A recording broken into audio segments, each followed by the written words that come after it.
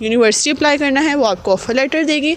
जब वो आपको ऑफ़र लेटर प्रोवाइड करेगी, ऑफ़र लेटर आने के बाद आपने यूनिवर्सिटी इंटरव्यू टेस्ट देना है, इनिशियल फ़ीस सबमिट करवानी है। इनिशियल फ़ीस सबमिट करवाने के बाद आपने कैश के लिए अप्लाई करना है, अपनी बैंक स्टेटमेंट रखवानी है, एम्बेसी जाना है, वीज़ा अप्लाई करना है, वीज़ा आना है और फिर यूके आना है। अस्सलामुअलैकुम एवरीवन, उम्मीद है आप सब लोग ठीक ठाक होंगे, अपने घरों में बहुत खुश होंगे। So welcome back to my channel.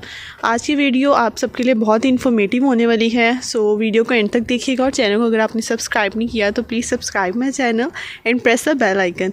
सो आज की वीडियो में आपके साथ मैं यूके का कंप्लीट प्रोसेस शेयर करने जा रही हूँ, जो कि बहुत से लोगों ने ऑलरेडी बताया हुआ है, लेकिन एक सिंपल और ईजी वर्ड्स के अंदर मैं आपके साथ एक प्रोसेस उसका शेयर करने जा रही हूँ कि if you are planning to come in UK, so ऐसे कौन कौन से प्रोसेस हैं, ऐसे कौन कौन से स्टेप्स हैं जिन आपको गुजरना पड़ता है। So let's discuss. First of all जो सबसे मेन चीज़ आ जाती है वो ये है कि जब भी हम प्लान करते हैं किसी भी कंट्री में मूव ऑन करने का, तो हम जस्ट एक कंसल्टेंट के पास चले जाते हैं और हमें होता है कि भाई आप इतने पैसे ले लो और हमें आप बता दें कि हम कितनी महीनों में हम ट्रैवल कर सकते हैं और सारा उसका प्रोसेस, और हमें जस्ट एक होता है कि एक अमाउंट होती है जब आपको बता देते हो, आप उन पर बस रिलाई करके बैठ जाते हैं कि नहीं बस हमें अब हम सब कुछ यही है, यही हम यूके तक लेके जाएंगे। उसके अंदर आपका रोल जो है वो एक बहुत ही इम्पॉर्टेंट रोल आपका प्ले करता है उस सारे प्रोसेस के अंदर।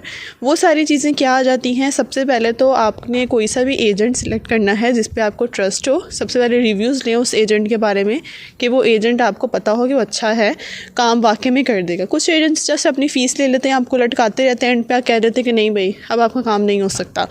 सबसे पहले मेन चीज़ आपका आ जाता है एजेंट। उसके बाद जो सबसे पहले आपने अपने पास मेन चीज़ रखनी है वो होता है जी आपका पासपोर्ट। पासपोर्ट के बगैर आप किसी भी यूनिवर्सिटी में अप्लाई नहीं कर सकते। सो मेक श्योर कि सबसे पहले आपका पासपोर्ट बना हो। अगर तो आप अप्लाई करने जा रहे हैं, आपके पास पासपोर्ट नहीं है, तो आप उसको अगर अप्लाई करते तो 1 महीना लग जाता है। मैंने भी अर्जेंट बनवाया था तो मेरा मैक्सिमम 1 वीक में मुझे मेरा जो पासपोर्ट था वो रिसीव हो गया था। नेक्स्ट अब जब भी आप किसी एजेंट पास जाएंगे वो आपसे तो आपका एक पासपोर्ट मांगेगा। आपका जो आईडी कार्ड होता है वो कहीं भी यूज़ नहीं होता।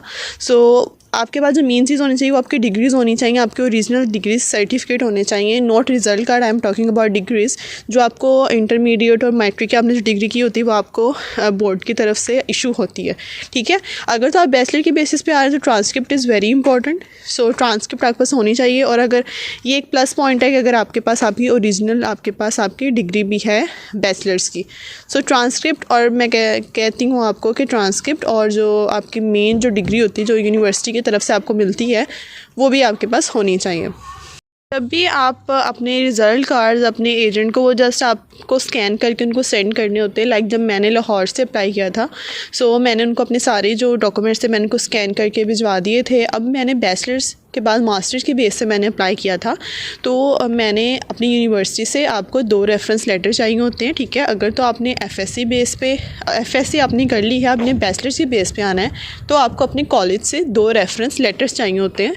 रेफरेंस लेटर्स जो होते हैं वो बेसिकली ये होते हैं, वो आपको प्रोफेसर्स देते हैं जो आपको रेफ़र कर रहे होते हैं, आपके बारे में बता रहे होते हैं कि हाँ ये स्टूडेंट कैसा था कॉलेज में, यूनिवर्सिटी में, ठीक है।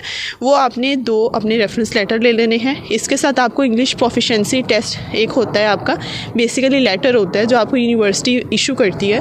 मेरे तो यूनिवर्सिटी की तरफ से मिल गया था, तो आई थिंक सो कॉलेज का नहीं होता, I am not sure about that. So वो इंग्लिश प्रोफिशिएंसी टेस्ट लेटर होता है जो मतलब यूनिवर्सिटी आपको देती है कि हाँ इस बच्चे ने जो बैचलर किया था वो इंग्लिश में किया था, ठीक है। सो ये प्रूफ इनफ नहीं होता। आपने अपने एजेंट को रेफरेंस लेटर्स देने हैं, अपना इंग्लिश प्रोफिशिएंसी जो लेटर होता है वो देना है।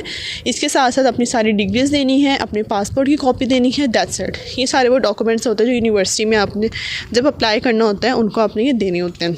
अब आपने एक यूनिवर्सिटी पे कभी भी रिलाई नहीं करना। आप अपने एजेंट से बोलें कि आपके सेवरल यूनिवर्सिटीज़ में अप्लाई करें। लाइक मैंने MMU है मैनचेस्टर में, मैंने उस पर अप्लाई किया था, उससे मेरा ऑफर लेटर नहीं आया था। मतलब कि उनके तब एडमिशन्स क्लोज हो गए थे जिस प्रोग्राम में मैंने मैंने अप्लाई किया था वो प्रोग्राम की सीट्स फिल थी। सो मेरे पास और भी ऑप्शंस थे। मैंने लंदन में अप्लाई किया था ब्रूनल यूनिवर्सिटी में, नॉर्थहैम्पटन यूनिवर्सिटी। इसके अलावा आपके पास कवेंट्री यूनिवर्सिटी का ऑप्शन है, BPP यूनिवर्सिटी, हेडफोर्डशायर है, बेडफोर्डशायर है, बहुत सारी यूनिवर्सिटीज़ हैं। सो आप खुद भी रिसर्च करें कि आपको कौन सी यूनिवर्सिटी सूट करेगी। ये नहीं कि आपको जो भी एजेंट ने यूनिवर्सिटी कह दिया आप जस्ट वो वाली यूनिवर्सिटी में जाके अप्लाई, हाँ आपने उनको कह दिया, उन्होंने जस्ट अप्लाई कर दिया। खुद भी देखें कि आपको फ़ीस के लिहाज से आपका कौन सा कोर्स में इंटरेस्ट है। वैसे तो यहाँ पे ज़्यादा लोग बिज़नेस में ही आते हैं क्योंकि वो अफोर्डेबल होता है, सो उसी में सब अप्लाई कर लेते हैं, ठीक है। सो इसके साथ साथ आपने SOPs भी देने होते हैं, स्टेटमेंट ऑफ पर्पज़। SOP में आपने अपना इंट्रोडक्शन, अपने कोर्स का इंट्रोडक्शन, आप why you choose UK, why you choose this degree and what are your future plans after completing this degree. ये कुछ पॉइंट्स होते हैं जो आपने SOPs लिख के अपने एजेंट को देने होते हैं। वो यूनिवर्सिटी में अप्लाई करते हैं आपका कोई भी बिज़नेस जो आपने स्टार्ट करना है, सॉरी बिज़नेस कह रही हूँ, कोई भी आपने कोर्स स्टार्ट करना है। सो SOP is also very important. अब अपनी यूनिवर्सिटी में आपके एजेंट ने अप्लाई कर दिया है, ठीक है। अब आपने क्या करना है, आपको जहाँ यूनिवर्सिटी से ऑफ़र लेटर आ रहे हैं आपने देखना है कि फ़ी कौन सी आपको सूट कर रही है। मैक्सिमम फ़ी जो होती है वो 15,000 पाउंड या 14-16 तक भी मतलब ठीक होती है। So it's depend on you कि आप कितना ख़र्चा बर्दाश्त कर सकते हो, कितनी फ़ीस अफोर्ड कर सकते हो। मास्टर्स में आना है वो ईजी है क्योंकि आप ऑलमोस्ट हाफ़ फ़ी दे के आते हो, तो बहुत रेयर होता है जो लोग फुल फ़ीस दे के आते हैं। सो मैंने हाफ़ फ़ी दी थी और वो 30 लाख बन गई थी ऑलमोस्ट। सो ये डिपेंड करते हैं आप में। अब आपका ऑफ़र लेटर आ गया है, ऑफ़र लेटर आएगा तो उस पर आपका टेस्ट मेंशन होगा कि आपने टेस्ट बेसिकली करना कौन सा है, क्योंकि यहाँ पे बहुत सारे ऑप्शंस हमारे पास आ गए हैं। लैंग्वेज सर्ट है, ऑक्सफोर्ड है, आइल्स है, डुओलिंगो है, बहुत सारे ऑप्शंस हैं। सो अब तो बहुत सारी यूनिवर्सिटीज़ ने टेस्ट लेना बंद कर दिए, आइल्स इज़ कंपल्सरी। तो मेन टारगेट आपका होना चाहिए कि हमने आइल्स करके ही UK जाना है और वही आपके लिए बेस्ट है। सो आइल्स कीजिए। इसके अलावा अगर आप आइल्स नहीं कर सकते, आपके पास सेकेंडरी ऑप्शंस होते हैं लैंग्वेज सर्ट वगैरह के, ऑक्सफोर्ड के, तो आप वो वाले टेस्ट कर सकते हैं। लेकिन आपको पता होना चाहिए कि आप वो यूनिवर्सिटी ये वाले टेस्ट एक्सेप्ट कर भी रही है कि नहीं कर रही, ठीक है। जब आपको ऑफर लेटर आता है उसके ऊपर लिखा होता है कि आपने ये वाला टेस्ट हमें प्रोवाइड करना है, ठीक है। सो ये चीज़ भी मैटर करती है आपका टेस्ट। अब आपका ऑफ़र लेटर आ गया, आपने टेस्ट, ऑफ़र लेटर आया है तो अब आपने जो क्या करना है, आपके जो सारे आपने जो टेस्ट किया था, जो आपने इंग्लिश लैंग्वेज टेस्ट किया है या आपने आइल्स किया है या आपने ऑक्सफोर्ड किया है, अब आपने उनको वो प्रूफ देने हैं। आपने उनको अपने सारे ओरिजिनल डॉक्यूमेंट सेंड करने हैं। पहले तो हम कॉपी सेंड करते हैं, फिर जो आपके ओरिजिनल जो डॉक्यूमेंट्स होते हैं वो उनको सेंड करने होते हैं। फिर यूनिवर्सिटी लेती है जी आपका इंटरव्यू की तैयारी करें अच्छी सी। अगर आपको सेपरेट वीडियो इंटरव्यूज़ पे चाहिए तो वो भी मैं क्वेश्चंस के साथ आपको आंसर्स प्रोवाइड कर दूंगी कि क्या क्या होता है सारा उसमें, तो वो भी आपके साथ मैं शेयर कर दूंगी। यूनिवर्सिटी इंटरव्यू के बाद वो आपकी लेंगे इनिशियल फ़ीस, जो मतलब होती है किसी कोई यूनिवर्सिटी 4,000 लेती है, कोई यूनिवर्सिटी 8,000 लेती है, किसी की 6 होती है। सो वो रहनी होती है यूनिवर्सिटी ने अपनी इनिशियल फ़ीस दे दी है। उसके बाद आ जाती है जी आपकी बैंक स्टेटमेंट। आपने बैंक स्टेटमेंट बनवानी होती है, वो आपकी फ़ीस पे और आपके जिस सिटी में आप जा रहे हो उस पर डिपेंड करती है।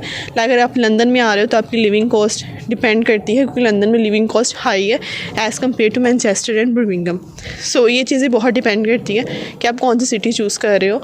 और ये भी चीज़ बहुत मैटर करती है कि आप कौन सी यूनिवर्सिटी चूज़ कर रहे हो, क्योंकि कुछ यूनिवर्सिटीज़ लंदन की एक अलग ही साइड पे होती हैं और वो फिर मुश्किल होता है आपके लिए कि आपको जॉब फाइंड करना जो होती है वो मुश्किल होती है कि यूनिवर्सिटी एक साइड पे है और जॉब के लिए कहीं और जाना पड़ रहा है। सो मेक श्योर कि जो आप यूनिवर्सिटी चूज़ कर रहे हैं वो लंदन के अंदर हो, सिटी के अंदर हो, ताकि आपके लिए ईजी रहे। बाद और चीज़ें आ जाती हैं, आपका TB टेस्ट आ जाता है, आपके पास आपका TB टेस्ट होना चाहिए, ठीक है। आपने TB टेस्ट क्लियर कर लिया, बहुत ही 2 to 3% चांसेस होते हैं जिनका TB टेस्ट नहीं क्लियर होता। सो TB टेस्ट ऑलमोस्ट हर किसी का क्लियर हो जाता है। सो आपके पास TB टेस्ट होना चाहिए। उसके बाद आपने कैस के लिए अप्लाई करना होता है। जब आपने यूनिवर्सिटी का इंटरव्यू क्लियर कर लिया है, आपने उनको इनिशियल अपना सबमिट करवा दिया है, आपने उनको अपने प्रूफ ऑफ डिग्रीज़, आपने हर चीज़ उनको सबमिट करवा दी है। सो उसके बाद आपने कैस के लिए अप्लाई करना है। जब आप कैस अप्लाई करते हो उसमें आपकी बैंक स्टेटमेंट यूज़ होती है। जब आपने कैस अप्लाई करना है, मेक श्योर कि आपकी स्टेटमेंट 1 मंथ कंप्लीट हो, ठीक है। 1 मंथ आपकी स्टेटमेंट उस टाइम पर कंप्लीट होनी चाहिए। ये जो आपको मैक्सिमम बैंक स्टेटमेंट चाहिए होती है वो आपको चाहिए होती है 2 मंथ्स की। सो आपकी जो 2 मंथ्स की बैंक स्टेटमेंट है वो कैश से पहले 1 मंथ कंप्लीट हो जानी चाहिए। इतना आपको टारगेट होना चाहिए कि जो आपकी जो बैंक स्टेटमेंट है वो आपको लगेगी ऑलमोस्ट 2 मंथ्स के लिए आपको जो बैंक स्टेटमेंट अपनी वो चाहिए होती है। सो बैंक स्टेटमेंट आपने अपनी शो करवा दी। अब जब आपका कैश आ गया, नेक्स्ट आपका जो रह जाता है वो आपकी IHS फ़ीस होती है, हेल्थ इंश्योरेंस फ़ीस, आपने वीज़ा फ़ीस सबमिट करवानी होती है। अगर तो आप मास्टर्स के लिए आ रहे हो तो आपकी 1 ईयर इंश्योरेंस फ़ीस आएगी। उस टाइम पे आई गेस 470 पाउंड थी। सो अब मुझे नहीं आइडिया कितनी है। सो अगर आप बैचलर की बेस पे आ रहे हो तो आपकी 3 ईयर्स की आपकी हेल्थ इंश्योरेंस फ़ीस आएगी। सो इसलिए कुछ ना कुछ जो खर्चे होते हैं वो इस लिहाज से ज़्यादा हो जाते हैं। सो ये आपको सारी चीज़ें माइंड में रखनी चाहिए। जब आपने सारी फ़ीस सबमिट कर दी है, आपका कैश आ गया है। कैश आने के बाद आपने ये फ़ीस सबमिट करवानी होती है। IHS की फ़ीस, एम्बेसी फ़ी होती है। मैंने जैसे वीज़ा अर्जेंट अप्लाई किया था, मेरे हस्बैंड का अर्जेंट था तो हमें एक्स्ट्रा पे करना पड़ा था। सो उसके बाद अगर तो आप नॉर्मल वीज़ा अप्लाई कर रहे हो तो वो मैक्सिमम 1 मंथ लग जाता है। हमने अर्जेंट किया तो हमारा 1 वीक में आ गया था। सो ये होती हैं कुछ इंपॉर्टेंट टिप्स कह रही हूँ। ये है कुछ इंपॉर्टेंट चीज़ें जिनका आपको ख्याल रखना है। UK का जब भी आप मतलब किसी भी कंट्री में मूव कर रहे हो तो ऑलमोस्ट प्रोसीजर सेम ही होता है। सो ये सब चीज़ें आपके माइंड में होनी चाहिए। कौन कौन सी रिक्वायरमेंट्स हैं आपको UK आने के लिए, कौन कौन सी चीज़ें चाहिए। सो आपके पास आपके सारे इन शॉर्ट अगर मैं समराइज़ करूँ तो आपके पास आपके सारे डॉक्यूमेंट्स होने चाहिए। आपके पास TB टेस्ट होना चाहिए, आपके पास इंग्लिश टेस्ट होना चाहिए, IELTS मेन प्रायोरिटी IELTS होना चाहिए, और इसके साथ साथ आपके पास बहुत सारे पैसे होने चाहिए, और इसके साथ आपके पास बैंक स्टेटमेंट होनी चाहिए, और वो सारे प्रोसेस साथ साथ होते रहते हैं। सो ये सब चीज़ें हैं जिनसे आपको सारे प्रोसेस से गुजरना पड़ता है। यूनिवर्सिटी अप्लाई करना है, वो आपको ऑफ़र लेटर देगी। जब वो आपको ऑफ़र लेटर प्रोवाइड करेगी, ऑफ़र लेटर आने के बाद आपने यूनिवर्सिटी इंटरव्यू टेस्ट देना है, इनिशियल फ़ीस सबमिट करवानी है। इनिशियल फ़ीस सबमिट करवाने के बाद आपने कैश के लिए अप्लाई करना है, अपनी बैंक स्टेटमेंट रखवानी है, एम्बेसी जाना है, वीज़ा अप्लाई करना है, वीज़ा आना है, और फिर UK आना है। ये था जी सारा प्रोसेस। इसके अलावा अगर आपको क्वेश्चंस हो तो आप मुझे इंस्टाग्राम पे टेक्स्ट कर सकते हैं। मैं इसका लिंक अपनी बायो में अटैच कर दूँगी। So you can also follow me on my Instagram page. So that's it from my side. So मुझे दीजिए इजाज़त। अपना बहुत सारा ख्याल रखिएगा। अल्लाह हाफिज़।